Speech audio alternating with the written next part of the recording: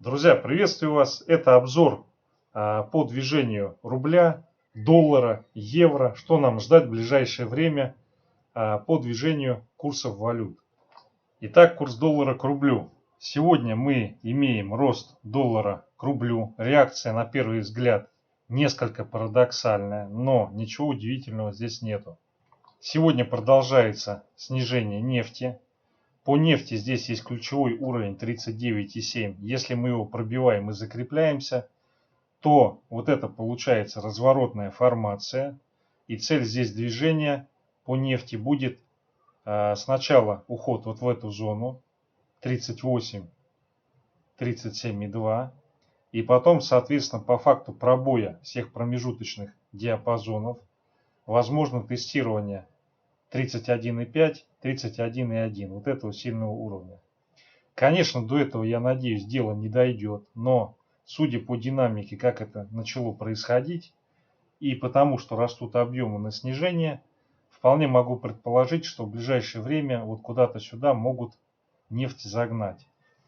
Здесь, как ни крути, но текущая цена, она более или менее приемлема для американских сланцедобытчиков. У них, конечно, другой сорт нефти, WTI, но тем не менее он взаимосвязан с брендом. И поэтому вот при достижении определенного значения, там где цена выше 34-35 долларов за баррель WTI, то есть мы уже здесь имеем условия, которые вполне как бы приемлемы для того, чтобы сланцевая отрасль США начала понемножку дышать и добывать активно нефть. Ну, конечно, это не значит, что они ее не добывали при падении таком вот. Конечно, добывали. Там же есть и достаточно дешевые по добыче вышки, есть и дорогие. Те, которые дорогие, они либо в убыток работали, либо позакрывались.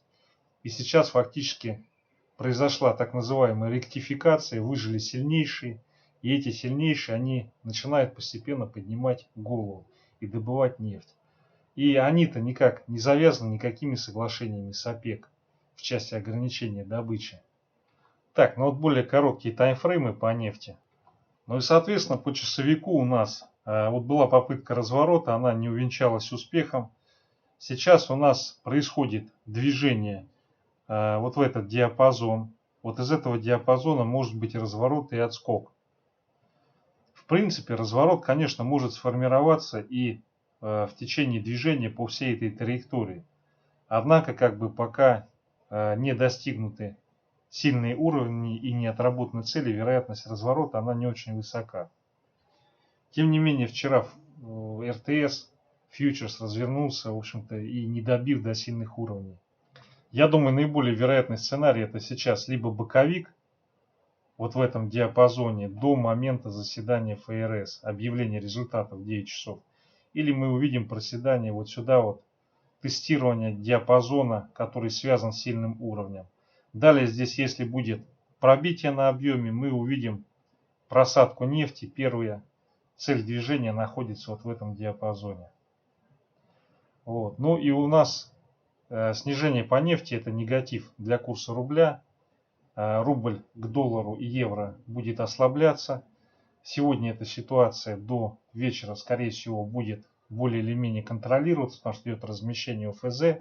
Вот, но по факту размещения оно, по-моему, в 4-5 часов заканчивается. Если нефть не начнет восстанавливаться, мы можем увидеть дополнительную волну ослабления рубля.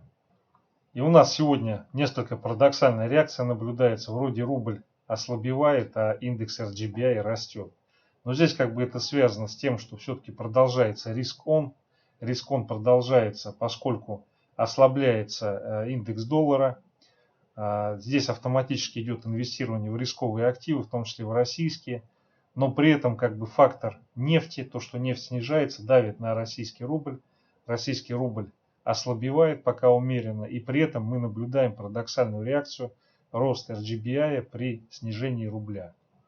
Но если сегодня нефть не рухнет, а вероятность такого события не очень велика, то мы увидим, скорее всего, ну, где-то может быть достижение индекса RGBI 156-65 и его движение где-то вот в этом диапазоне.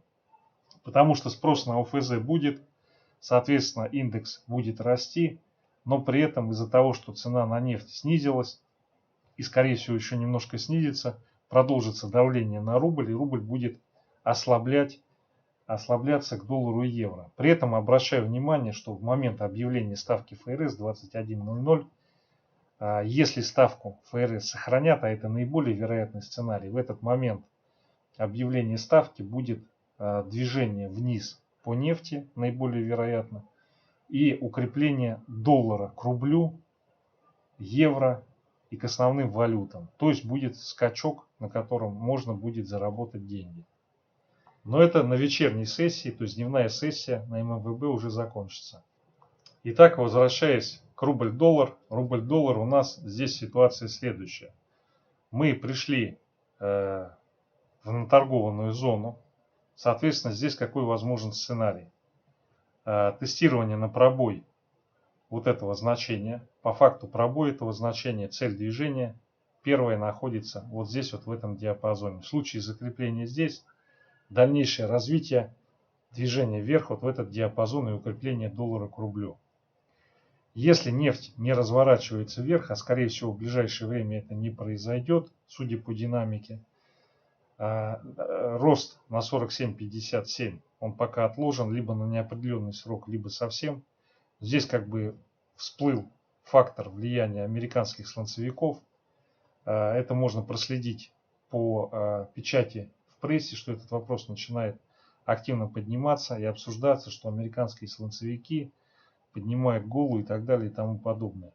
Вот, таким образом, вот как только этот уровень пробивается, сегодня, скорее всего, на объявлении ставки мы увидим пробитие вот этого диапазона и движение вот сюда и потом сюда, возможно даже выше. Вот. Особенно этот процесс может ускориться по факту завершения размещения ОФЗ. Это ближе к вечеру. Сейчас на текущий момент здесь возможен корректирующий откат. Цель этого корректирующего отката 68,7.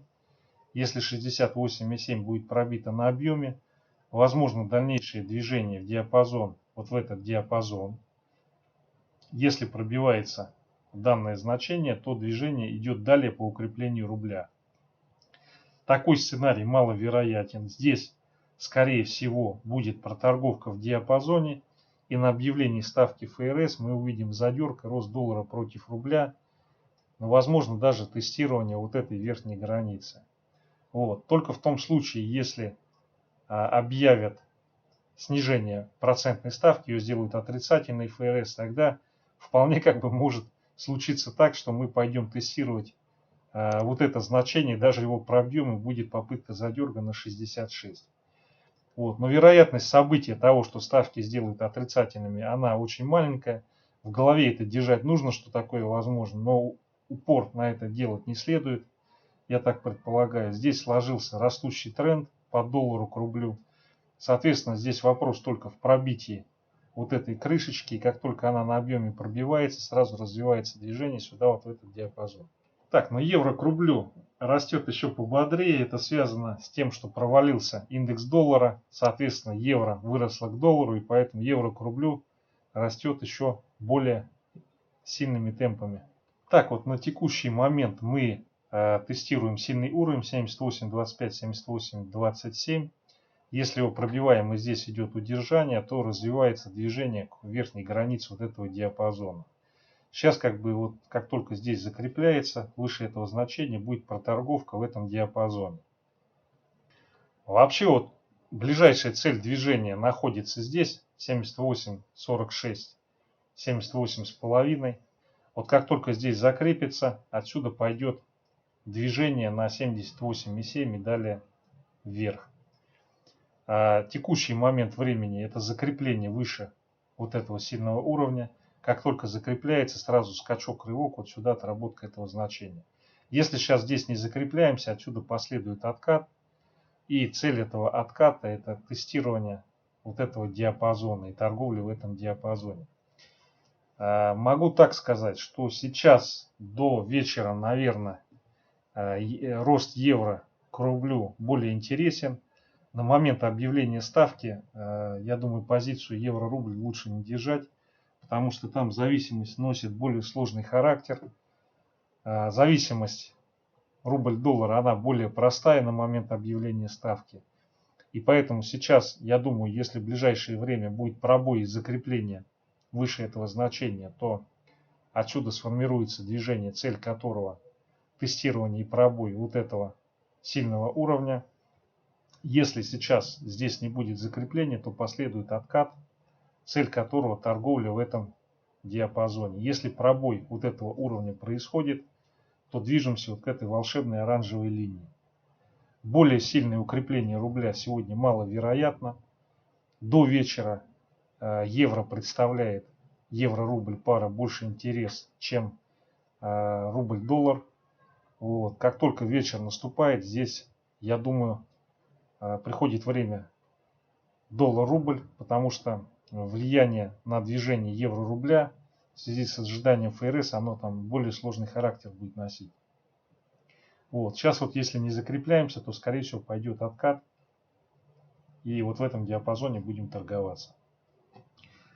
Ну это все, друзья. Основные моменты я рассказал. Спасибо за внимание.